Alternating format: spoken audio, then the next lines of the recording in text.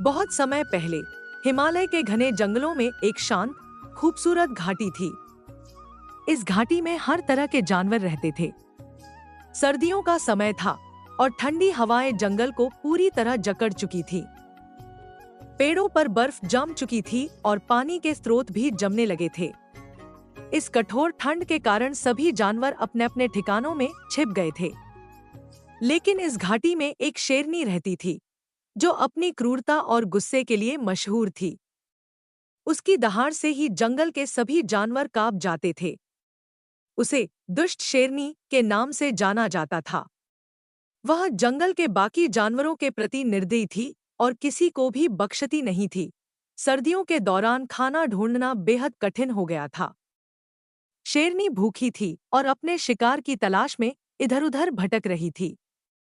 लेकिन ठंड इतनी बढ़ गई थी कि छोटे-छोटे जानवर अपने बिलों में छिप गए थे। कई दिनों तक शेरनी को कुछ भी खाने को नहीं मिला। भूख से तिलमिलाई शेरनी अब और भी क्रूर हो गई। एक दिन उसने जंगल के किनारे रहने वाले एक छोटे हिरण को देखा। हिरण बर्फ से ढके मैदान में अपनी भूख मिटाने के लिए घास के कुछ टुकड़े ढूंढ रहा था। शेरनी ने उसे देखते ही झपटने की कोशिश की, लेकिन ठंड इतनी तीव्र थी कि वह पूरी ताकत से भाग भी नहीं पाई।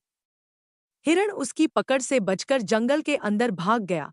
शेरनी की हालत अब और खराब हो रही थी। उसकी भूख और ठंड ने उसे लगभग पागल कर दिया था। उसे अब किसी की मदद की जरूरत थी, लेकिन जंगल में उसकी बुरी छवि के कारण कोई भी जानवर उसकी सहायता के लिए तैयार नहीं था। जंगल में एक बूढ़ा भेड़िया रहता था। वह बहुत समझदार और शांत स्वभाव का था। उसने शेरनी को जंगल में भटकते हुए देखा। शेरनी की हालत देखकर उसे तरस आ गया।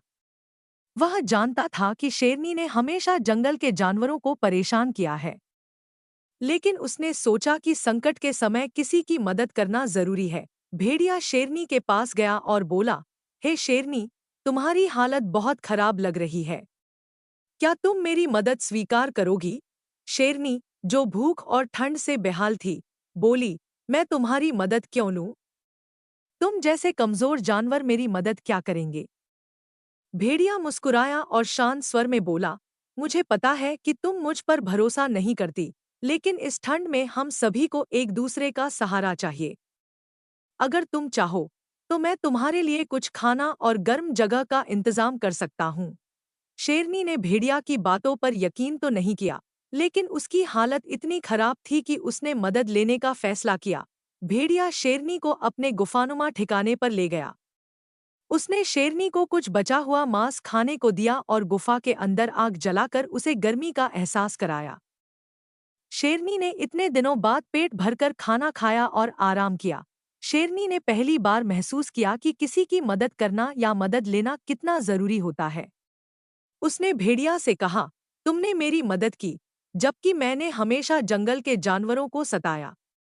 मैं तुम्हारा धन्यवाद कैसे करूं? भेड़िया मुस्कुराया और बोला, अगर तुम सच में धन्यवाद देना चाहती हो, तो जंगल के बाकी जानवरों के साथ मिलजुल कर रहो। इस ठंड में हर किसी को एक दूसरे की जरूरत है। भेड़िया के शब्दों ने शेरनी को गहराई से सोचने पर मजबूर कर दिया। उसने फैसला किया कि अब वह जंगल के जानवरों को सताने के बजाय उनकी मदद करेगी।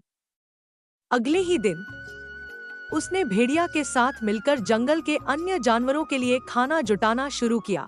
जंगल के बाकी जानवर शुरुआत में डरे हुए थे, लेकिन जब उन्होंने देखा कि शेरनी सच में बदल गई है, तो उन्होंने भी उसे अपना लिया। धीरे धीरे सर्दियां खत्म होने लगी। जंगल में फिर से हरियाली लौट आई और जानवर अपनी पुरानी दिनचर्या में लौट आए। लेकिन अब शेरनी का स्वभाव पूरी तरह बदल चुका था। वह अब जंगल के सभी जानवरों के साथ दोस्ताना व्यवहार करती थी। उसने महसूस किया कि ताकतवर होने का मतलब दूसरों पर अत्याचार करना नहीं, बल्कि दूसरों की रक्षा और मदद करना होता है।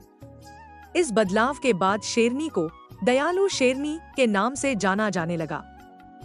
सीख: यह कहानी हमें सिखाती है कि किसी को भी बुराई का रास्ता छोड़ने का मौका दिया जा सकता है। प्यार, मदद और दया से सबसे क्रूर दिल भी पिघल सकते हैं। ठंड ने न केवल शेरनी की हालत बदली, बल्कि उसके दिल को भी नरम कर दिया। दोस्तों, अगर वीडियो अच्छी लगी हो तो चैनल को सब्सक्राइब जरूर करें और बेल आइकन दबाएं ताकि आपको हमारी नई वीडियो की नोटिफिकेशन सबसे पहले मिले।